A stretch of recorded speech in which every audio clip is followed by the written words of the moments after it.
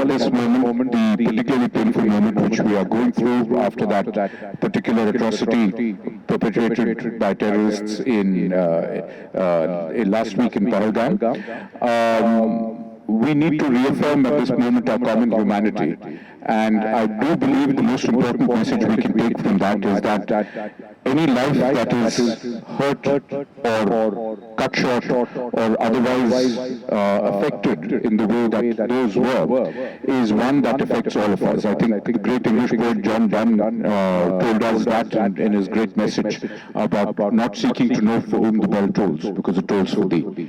And that bell that tolled in Pahalgam for 28 lives is one that has a resonance in all of us.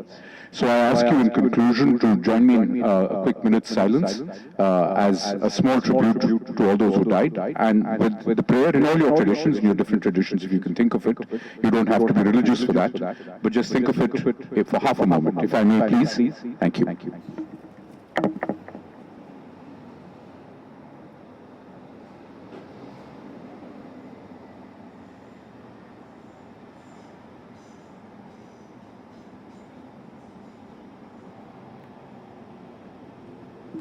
Thank you very much.